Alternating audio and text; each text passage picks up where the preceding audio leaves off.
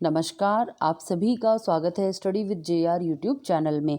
आज के इस वीडियो में हम अध्याय 14 के अभ्यास प्रश्न करेंगे। अध्याय 14 जिसका नाम है स्थानीय स्वशासन ग्रामीण और शहरी। तो इस चैप्टर के हम अभ्यास प्रश्न करेंगे। और जैसा कि आप सभी को पता ही है कि हमारे चैनल पर माध्यमिक शिक्षा बोर्ड की जो सामाजिक विज्ञान की किताब है, इसके अध्याय पढ़ाए जा रहे हैं। और अब तक कक्षा 6 की सामाजिक विज्ञान जो एसएसटी की किताब है, इसके हमने टोटल 14 चैप्टर्स अब तक पढ़ लिए हैं। यदि आपने ये वीडियोस नहीं देखे हैं तो नीचे डिस्क्रिप्शन में लिंक है, आप वहाँ से देख लीजिएगा। आपको सारे चैप्टर्स मिल जाएंगे और आपके एग्जाम के लिए काफ़ी हेल्पफुल होंगे। तो आज हम करने वाले हैं अध्याय 14 के अभ्यास प्रश्न। तो देखिए, सबसे पहले शब्दावली देख लेते हैं इस चैप्टर की। तो इसमें देखिए मतदाता सूची, पहला शब्द जो दिया गया है यहाँ पे ये दिया गया है मतदाता सूची। तो देखिए 18 वर्ष या उससे अधिक आयु वर्ग के वोट डालने का अधिकार प्राप्त कर लेने वाले लोगों की सूची होती है। मतदाता सूची क्या है? 18 वर्ष या उससे अधिक आयु वर्ग के वोट डालने का अधिकार प्राप्त कर लेने वाले लोगों की सूची, ये कहलाती है मतदाता सूची। ठीक है। दूसरे नंबर पे है विकास खंड। तो देखिए, विकास व प्रशासनिक सुविधा हेतु जिले को बांटे गए खंडों में से एक खंड क्या कहलाता है? विकास खंड। मतलब विकास और प्रशासनिक सुविधा हेतु जिले को बांटे गए खंडों में से एक खंड क्या कहलाएगा? विकास खंड। निर्वाचित क्या है? मतदाता द्वारा चुना गया प्रतिनिधि, वो क्या कहलाता है? निर्वाचित कहलाता है। मनोनीत क्या कहलाता है? देखिए, मनोनीत कौन होते हैं? पदाधिकारी द्वारा नियुक्त किया गया, वो क्या कहलाएगा? मनोनीत, जो कि पदाधिकारी द्वारा नियुक्त किया गया। और निर्वाचित मतदाता द्वारा चुना गया प्रतिनिधि, वो कहलाता है निर्वाचित। ठीक है। इसके बाद देखिए विकेंद्रीकरण। विकेंद्रीकरण क्या है? प्रकार्य साधनों और निर्णय लेने की शक्ति को निचले स्तर की जनतांत्रिक निर्वाचित शक्ति को हस्तांतरित करना, ये क्या कहलाता है? विकेंद्रीकरण। मतलब प्रकार्य साधनों और निर्णय लेने की जो शक्ति है, इसको निचले स्तर की जनतांत्रिक निर्वाचित शक्ति को हस्तांतरित करना। ठीक है। इसके बाद देखिए अभ्यास प्रश्न में देखिए, पहला प्रश्न है सही विकल्प को चुनिए। स्थानीय ग्रामीण स्वशासन की इकाई है। स्थानीय ग्रामीण स्वशासन की इकाई है नगर निगम, नगर परिषद, नगर पालिका, ग्राम पंचायत। तो इसका राइट आंसर हो जाएगा ऑप्शन द। इसमें द आएगा ग्राम पंचायत। स्थानीय ग्रामीण स्वशासन की इकाई पूछा गया है। और जबकि ये जो नगर निगम है, नगर पालिका है, नगर परिषद, ये तीनों किस में आते हैं? ये तीनों शहर में आते हैं। ठीक है। और यहाँ पर हमें पूछा गया है ग्रामीण क्षेत्र का। तो देखिए, ग्रामीण स्वशासन की इकाई है ग्राम पंचायत। ठीक है। दूसरा देखिए, ग्राम पंचायत के वार्ड के मतदाताओं का प्रतिनिधि होता है। ग्राम पंचायत के वार्ड के मतदाताओं का प्रतिनिधि कौन होता है? वार्ड पंच, सरपंच, प्रधान या पंचायत समिति का सदस्य। तो इसका राइट आंसर हो जाएगा ऑप्शन अ, वार्ड पंच होता है। कौन होता है? वार्ड पंच। ठीक है। इसके बाद देखिए तीसरे नंबर पे स्थानीय नगरीय स्वशासन की इकाई है। स्थानीय नगरीय स्वशासन की इकाई नगर पालिका, नगर परिषद, नगर निगम या उपर्युक्त तीनों। तो इसका जो राइट आंसर है ये हो जाएगा ऑप्शन द, उपर्युक्त तीनों। स्थानीय नगरीय स्वशासन, नगरीय स्वशासन में तीनों ही आते हैं। नगर पालिका भी आती है, नगर निगम भी आती है और नगर परिषद भी आती है। ठीक है। और इन तीनों को जनसंख्या के हिसाब से बांटा गया है कि कितनी जनसंख्या पे कितनी नगर पालिका होगी और कितनी जनसंख्या पर नगर निगम और नगर परिषद होगी। ये सब हम चैप्टर में पढ़ चुके हैं। आपने देखे होंगे इस पार्ट के वीडियो, तो उसमें आपको समझ में आ गया होगा कि इसमें कौन सा राइट आंसर है। ठीक है। तो देखिए नेक्स्ट है, निम्नलिखित वाक्यों में रिक्त स्थानों की पूर्ति कीजिए। पहला है वार्ड सभा की अध्यक्षता। वार्ड सभा की अध्यक्षता कौन करता है? तो वार्ड सभा की अध्यक्षता करता है वार्ड पंच करता है। ठीक है। फिर इसके बाद देखिए दूसरे नंबर पे गांव के विकास की योजनाएं की बैठक में बनाई जाती है। जो ग्राम के गांव के विकास की योजना है वो किसकी बैठक में बनाई जाती है? तो ग्राम सभा की बैठक में बनाई जाती है। यहाँ पर आएगा ग्राम सभा। गांव के विकास की योजनाएं ग्राम सभा की बैठक में बनाई जाती है। इसके बाद देखिए तीसरे नंबर पे पंचायती राज व्यवस्था की सर्वोच्च इकाई कौन सी होती है? हमने पढ़ा था। तो इसका राइट आंसर होगा जिला परिषद। जिला परिषद जो है वो पंचायती राज व्यवस्था की सर्वोच्च इकाई होती है। ठीक है, इसके बाद देखिए चौथे नंबर पे नगर निगम के वार्ड का निर्वाचित प्रतिनिधि कौन कहलाता है? पार्षद कहलाता है। ठीक है, नगर निगम के वार्ड का निर्वाचित प्रतिनिधि पार्षद कहलाता है। इसके बाद देखिए स्तंभ अ को स्तंभ ब से सुमेलित कीजिए। आपको यहाँ पे 2 स्तंभ दिए गए हैं, इनको आपको मैच करना है, मिलान करना है। तो देखिए ग्राम पंचायत का मुखिया, ग्राम पंचायत का मुखिया कहलाता है सरपंच। ग्राम पंचायत का मुखिया सरपंच। पंचायत समिति का मुखिया कहलाता है प्रधान। पंचायत समिति का मुखिया प्रधान। और जिला परिषद का मुखिया कहलाता है जिला प्रमुख। जिला परिषद का मुखिया जिला प्रमुख। और देखिए फिर नेक्स्ट है नगर पालिका का मुखिया। नगर पालिका का मुखिया कहलाता है अध्यक्ष। नगर पालिका का मुखिया अध्यक्ष। और नगर परिषद का मुखिया कहलाता है सभापति। नगर परिषद का मुखिया सभापति। और इसके बाद देखिए नगर निगम का मुखिया कहलाता है मेयर। ये हमने चैप्टर पढ़ा था जब हमने पढ़े थे अच्छे से, पर ये हमें पता होने चाहिए। कई बार एग्जाम में सीधे सीधे भी क्वेश्चन बन जाते हैं। अगर एग्जाम में इस टाइप का क्वेश्चन आ जाए तो ये हमें पता होना चाहिए कि ग्राम पंचायत है तो ग्राम पंचायत का मुखिया कौन? सरपंच। पंचायत समिति का मुखिया प्रधान। और जिला परिषद का मुखिया जिला प्रमुख। तो ये तो ईजी है, देखिए जिला परिषद आ रहा है और जिला प्रमुख, तो ये तो ईजी है याद करना। नगर पालिका का मुखिया कौन? अध्यक्ष। और नगर परिषद का सभापति। और नगर निगम का कहलाता है मेयर। ठीक है, या फिर महापौर बोल सकते हैं। इसके बाद देखिए चौथे नंबर पे पंचायती राज व्यवस्था के 3 स्तर कौन कौन से हैं।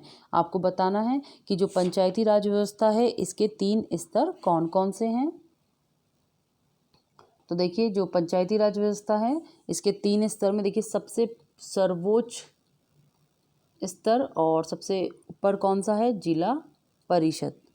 ठीक है, फिर इसके बाद है पंचायत समिति। ठीक है, फिर इसके बाद है ग्राम पंचायत। ठीक है, तो देखिए पंचायती राज व्यवस्था के कितने स्तर? 3 स्तर। ठीक है, पहला कौन सा? ग्राम पंचायत। दूसरा हो गया पंचायत समिति। और तीसरा हो गया जिला परिषद। और सर्वोच्च कौन सा है? जिला परिषद। और सबसे नीचे कौन सा है? ग्राम पंचायत है। ठीक है, इसके बाद देखिए ग्राम पंचायत द्वारा किए जाने वाले कोई 4 कार्य लिखिए। ग्राम पंचायत द्वारा किए जाने वाले कोई 4 कार्य आपको इसमें बताने हैं। तो देखिए कौन कौन से कार्य होते हैं ग्राम पंचायत के। तो देखिए ग्राम पंचायत कार्य करती है एक तो शुद्ध व स्वच्छ पेयजल, सफाई और सार्वजनिक स्थलों पर प्रकाश आदि की व्यवस्था करती है, मतलब लाइट वाइट की, पानी की, इनकी व्यवस्था करती है ना। और सड़क, दूसरा हो गया सड़क, नालियाँ, विद्यालय भवन आदि का निर्माण करती है। ठीक है, तीसरे नंबर पे हो गया महात्मा गांधी नरेगा आदि रोजगार योजनाओं का संचालन करती है। ठीक है, चौथा पॉइंट है स्वास्थ्य सेवा उपलब्ध करवाती है। तो इस तरीके से 4 पॉइंट इसमें पूछे गए हैं, 4 कार्य पूछे गए हैं। तो 4 कार्य हो गए, एक तो शुद्ध व स्वच्छ पेयजल, सफाई, सार्वजनिक स्थलों पर प्रकाश यानी लाइट की व्यवस्था करना। ठीक है, और दूसरा हो गया सड़क, नाली, विद्यालय भवन इनका निर्माण करवाना।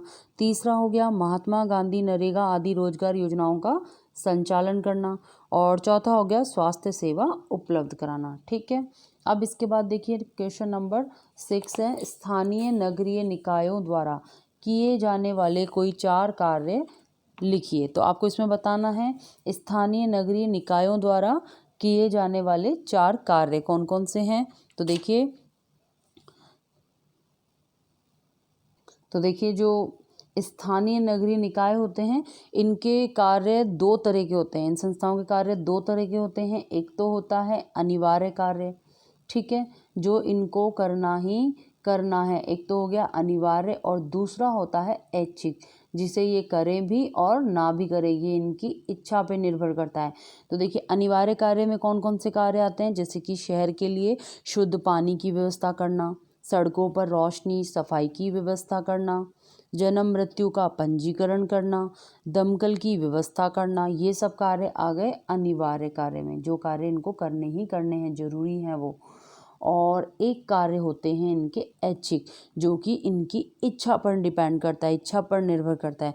जैसे सार्वजनिक बाग, स्टेडियम, वाचनालय है ना, पुस्तकालय और पुस्तकालय का निर्माण करना, वृक्षारोपण करना, आवारा पशुओं को पकड़ना, मेले प्रदर्शनियों का आयोजन करना, रेन बसेरों की व्यवस्था करना। तो ये सब कार्य आते हैं इनके ऐच्छिक कार्य में। ठीक है, अब इसके बाद देखिए जिला परिषद के गठन को समझाइए। तो इसमें आपको जिला परिषद के गठन को समझाना है। तो देखिए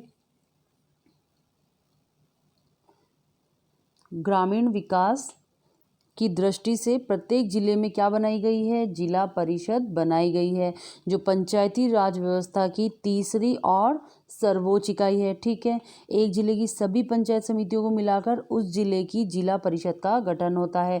जिला परिषद का गठन कैसे होता है, देखिए जो एक जिले की सभी जितनी भी पंचायत समिति है ना, उन सभी को मिलाकर किसका गठन होगा, जिला परिषद का गठन होता है। इसका कार्यालय कहाँ पर होता है, जिला मुख्यालय पर होता है।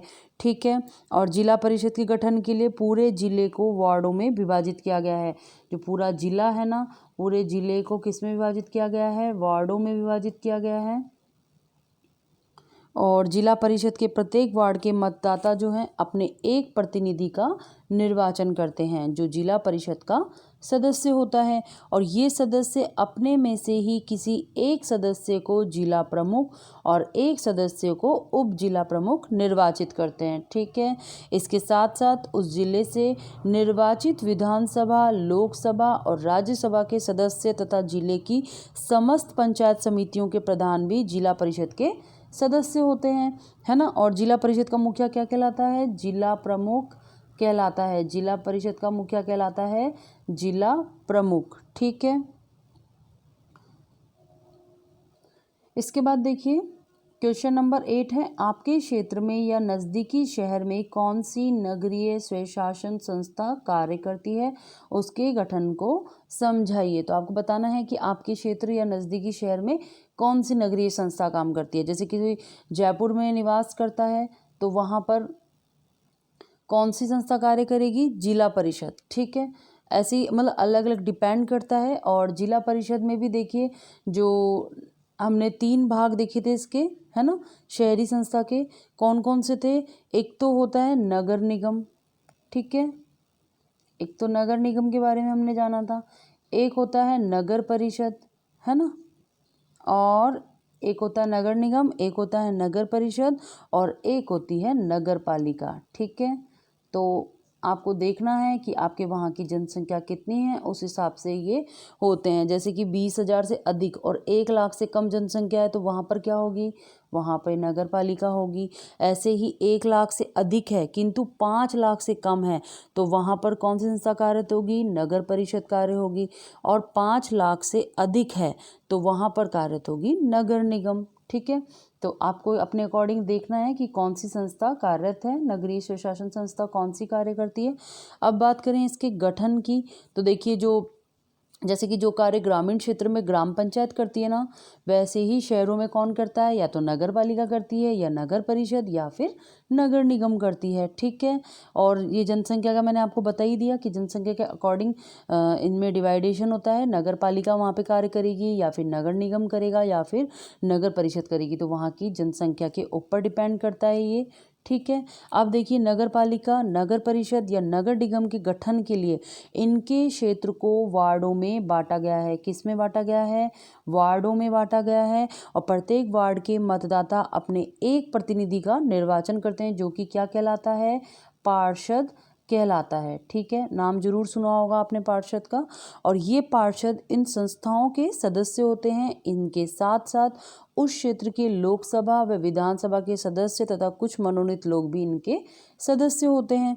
और निर्वाचित पार्षद अपने में से ही किसी एक पार्षद को अपना मुखिया और एक को उप मुखिया चुनता है। ठीक है, और देखिए जो नगर पालिका है, नगर पालिका है इसका मुखिया क्या कहलाता है, नगर पालिका। नगर पालिका का मुखिया कहलाता है अध्यक्ष। ठीक है, नगर परिषद का क्या कहलाएगा, नगर परिषद का मुखिया कहलाता है सभापति। ठीक है, इसके बाद देखिए नगर निगम का मुखिया कहलाता है मेयर या महापौर कहलाता है। और इनका कार्यकाल की बात करें तो कितना होता है, 5 वर्ष होता है। ठीक है, इसके बाद देखिए समय समय पर होने वाली बैठकों में ये पार्षद अपने शहर की विकास योजनाएं, समस्याएं आदि पर चर्चा करके निर्णय लेते हैं। और ये अपने क्षेत्राधिकार के विषय पर नियम और उपनियम बनाते हैं। ठीक है, तो इसके साथ ही जो चैप्टर 14 है ये कंप्लीट हो गया है, इसके क्वेश्चन आंसर भी कंप्लीट हो गए हैं। अब जो नेक्स्ट वीडियो आएगा उसमें हम पढ़ेंगे चैप्टर 15 अध्याय 15 और उसका नाम है जिला प्रशासन और न्याय व्यवस्था का। तो ठीक है, अगला चैप्टर हम 15 पढ़ेंगे, 14 हमारा कंप्लीट हो गया है। उम्मीद करती हूँ वीडियो आपके लिए हेल्पफुल रही होगी। वीडियो हेल्पफुल रही तो प्लीज़ वीडियो को लाइक कर दीजिए, इसके साथ ही साथ ज़्यादा से ज़्यादा इसे शेयर भी कर दीजिए और चैनल सब्सक्राइब नहीं किया है तो प्लीज़ चैनल को सब्सक्राइब भी कर लीजिए ताकि वीडियोज़ की नोटिफिकेशन आपको मिलती रहे। धन्यवाद।